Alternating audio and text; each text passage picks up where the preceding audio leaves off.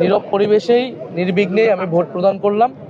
আমি জনগণের প্রতি আহ্বান জানাচ্ছি, সকলের প্রতি আহ্বান জানাচ্ছি, আপনারা নির্বিঘ্নে নির্ভয়ে উৎসবমুখর পরিবেশে আপনারা ভোট কেন্দ্রে আসুন।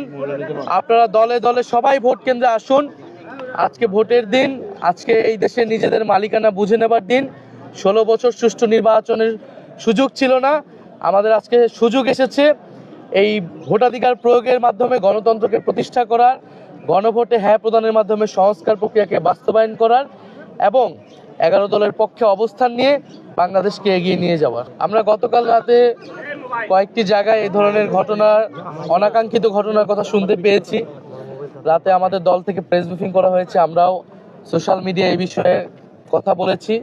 আমাদের বিভিন্ন প্রার্থী সমর্থক তাদের উপরে হামলা করা হয়েছে। কুড়িগ্রামে মুজাহিদ, নোয়াখালীতে হান্নান মাসুদ, হাতিয়াতে, এছাড়াও এরকম কয়েকটি জায়গাতে, আর হাসনাত আবদুল্লাহর এলাকায় কুমিল্লা 4 দেবিদ্যাতে, সেখানে কিন্তু ক্রমাগত কয়েকদিন ধরে একটা ভীত সন্ত্রস্ত পরিবেশ তৈরি করে রাখা হয়েছে। ফলে অনেকগুলা জায়গাতে, ইভেন আমার এই ঢাকা 11 আসনেও গতকাল রাতে অনেকগুলা জায়গায় আমাদের যে ক্যাম্প বসেছে ভোট কেন্দ্র সংলগ্ন, সেই ক্যাম্পে কিন্তু হামলা হয়েছে, বন্ধ করে দেওয়া হয়েছে। ফলে এই প্রতিকূলতাগুলো কিন্তু এসেছে। আমরা এই প্রতিকূলতাকে বেশি ফোকাস করছি না, আমরা ভোটে আসার জন্য আহ্বান করতেছি। কারণ আমরা চাই না এই ভোটের দিন কোনো ধরনের অনাকাঙ্ক্ষিত ঘটনা ঘটুক।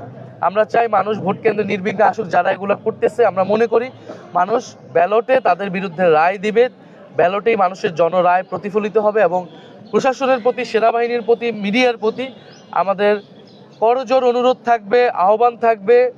আমাদের এত আন্দোলন, সংগ্রাম, আত্মত্যাগ সব কিছু ব্যর্থ হয়ে যাবে যদি ভোট সুষ্ঠু না হয়।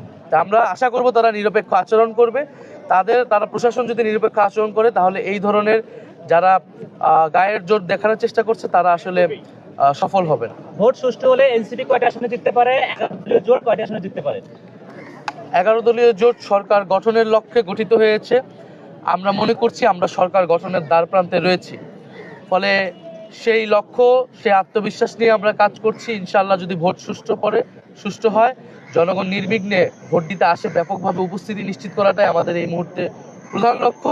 সাধারণ ব্যাপকভাবে ভোট কেন্দ্র উপস্থিতি দেয় এবং আমরা ভোট কেন্দ্র পাহারা দিব। ফলাফল না নেওয়া পর্যন্ত আমরা ভোট কেন্দ্রের সামনে থাকবো, মাঠে থাকবো। সবাইকে আহ্বান বা নির্বাচন ভণ্ডুল হয়ে যাবে না। এখানে আপনারা মিডিয়ারা রয়েছেন, সোশ্যাল মিডিয়ায় পর্যবেক্ষণ হচ্ছে, সোশ্যাল মিডিয়া সাধারণ মানুষ কিন্তু কমেন্ট করবে। প্রচুর বিদেশি পর্যবেক্ষকরা এবার কিন্তু এসেছে, ব্যাপকভাবে প্রচুর আন্তর্জাতিক মিডিয়া রয়েছে। সার্বিকভাবে আমরা কিন্তু বুঝতে পারবো ভোট আসলে কতটুকু সুষ্ঠু হচ্ছে, কতটুকু হচ্ছে না, এবং সেটার ভিত্তিতেই ইনশাল্লাহ আমরা জনরায় যেটাই হবে সেটাকে আমরা মেনে নিব। আমরা জয়ের ব্যাপারে আত্মবিশ্বাসী, তবে পরাজয়ের থেকে গুরুত্বপূর্ণ হচ্ছে আমাদের কাছে সুষ্ঠু নির্বাচন, জনগণ যাতে তাদের ভোটাধিকার প্রয়োগ করতে পারে, এটাই আমরা নিশ্চিত করতে চাই আজকের দিন।